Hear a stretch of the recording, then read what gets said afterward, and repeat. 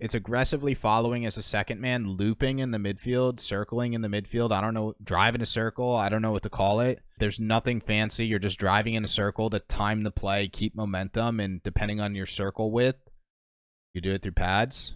You could do it on defense. I didn't see you make mistakes on defense, but I want us to continue being defensively aggressive. You're doing it perfect. Maintain everything on this field. Try to slow down in that transition midfield after you're defensively aggressive. And when you're following as a second man, do that little loop. Do the loop. Loop it up. You're almost there. Driving away from the play is a good thing. You're trying to time the play because you're like, yeah, I'm going to be in this play. But then it's messing. Like, look at your path, right? So we're going to get into our next replay, which is Sleepy time. Diamond 2 doubles. Sleepy said, and I quote, "I don't think I was a very good teammate this session." We'll see.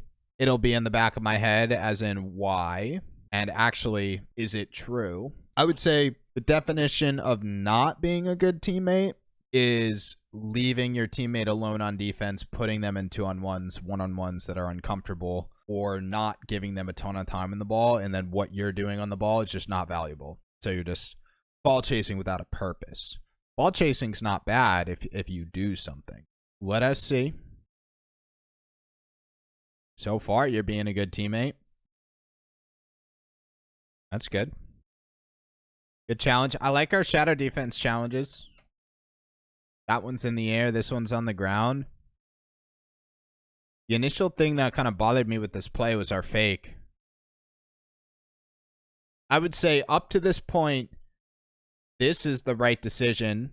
Like, you can assume that there is no opportunity here, that ball is savable. It's not a good enough pass mid. So you turn away, but then you turn back. And if this player had boost and was recovered, that could be on your net. So it's more of like the timing of this fake challenge that kind of bugged me, but I'm going to let this play. I like our shadow defense, our challenges, like at that angle. That's that in front of the ball POV I'm talking about. You'll see them for redirects, cuts, and shadow defense. What happened? Something happened to half step. I think he turned upfield. Yeah, his play timing wasn't there. That's fine. I mean, I like our decision there. Play the ball. Be aggressive. Good. Smart. Smart. Smart. Really good job. Smartest thing about this play was not playing that. You get rewarded if he misses, but just tracking this rotation, looking for the demo, rotating out. The good part of this play was not playing this ball right here. So really good. That player's not always going to miss it, but what we can be in control of is not playing these corner touches. So now we got some goal line defense. That's fine. I mean, over time, you kind of learn how to avoid demos. Love our aerial challenges. Love our challenges. We have goal line defense. We have shadow defense. Didn't like our fake challenge in the midfield in the first part of the game. Didn't like that challenge. We were out of position for it. We were in position for this. So challenges in the offensive midfield.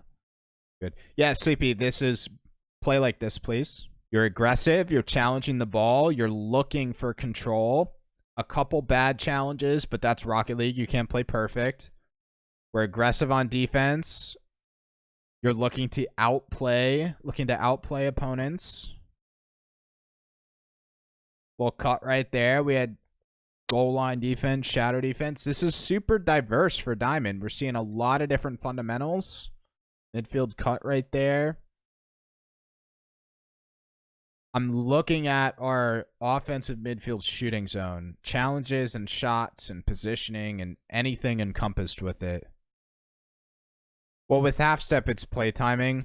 Like you'll see right now. Like driving away from the play. And then, okay, driving to the play. And then driving away. Like, it's the play timing aspects, which is fine. I want to keep focusing on Sleepy. Like, Sleepy can't be in control of his play timing. That's like the midfield, and I just can't figure out how we should train midfield. It's just right here. Oops. Guess we're doing a little circle. Right here. Everything else on the field is good, but right here is where we run into challenge issues, shooting quality, and control issues, and often we're out of position for that play.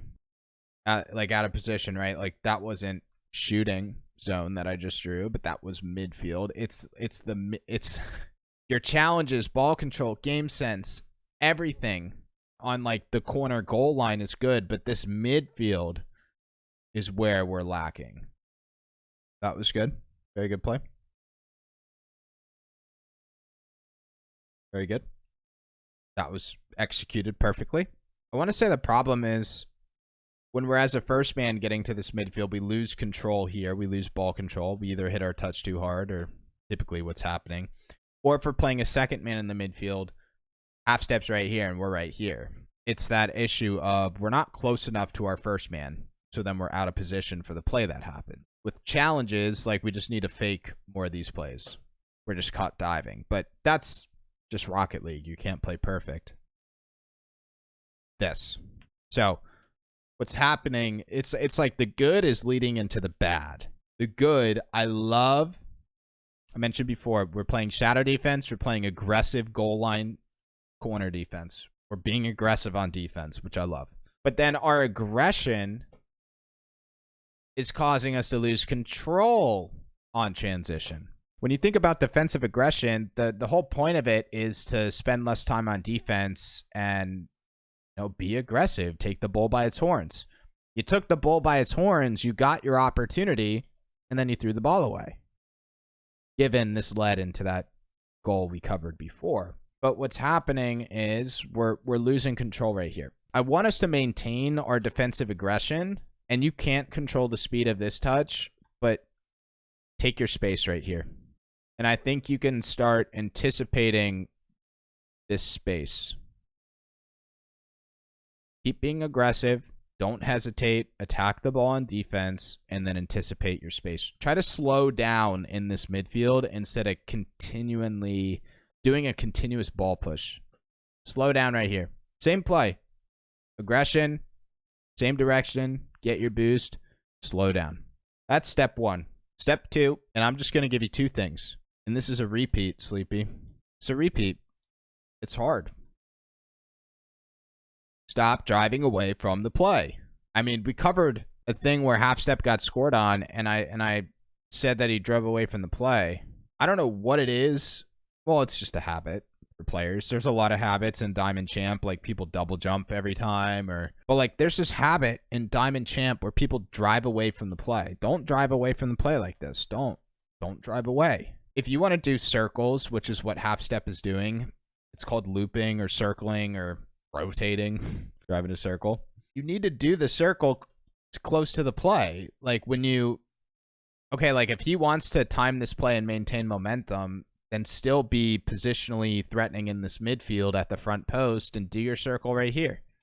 Instead of doing your circle right here, you're just putting yourself farther and farther away from the play. Sleepy, you have this habit with driving away from the play, not necessarily on defense, but on transition, and it's affecting our second man challenges and positioning. The bad habit is driving away from the play, but we've covered this previously with you where you want to aggressively support your second man, your first man, sorry. Aggressively support your first man via position. You could support via position and still make a defensive decision by choosing not to go, but you want to be there for your friend. Okay? We drive away from the play. And then you get there. But you do it to playtime, and this is not the best example because we're still in a decent position, but like what I want us to start learning how to do, just like I showed with half step, aggressively follow the play, do your flip, do everything you're doing, all your mechanics, in a straight line.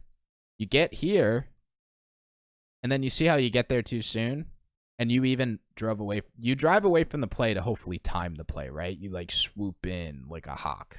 That's your thing. I get that on a fundamental brain level. I get why you do that, but aggressively follow. And if you get there too close, you do your loop. So instead of timing your play like this, get there quick, do your loop, time your play. Just like I showed with half step, where he tried to time his play by doing this big loop on defense. Stay in the midfield, do your loop. Might have to do another loop. That's what I want you to work on. It's aggressively following as a second man, looping in the midfield, circling in the midfield. I don't know, driving a circle. I don't know what to call it. There's nothing fancy. You're just driving in a circle to time the play, keep momentum, and depending on your circle width, you do it through pads. You could do it on defense. I didn't see you make mistakes on defense, but I want us to continue being defensively aggressive. You're doing it perfect. Maintain everything on this field.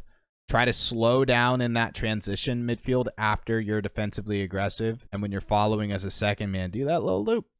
Do the loop. Loop it up. You're almost there. Driving away from the play is a good thing. You're trying to time the play because you're like, yeah, I'm going to be in this play. But then it's messing. Like, look at your path, right?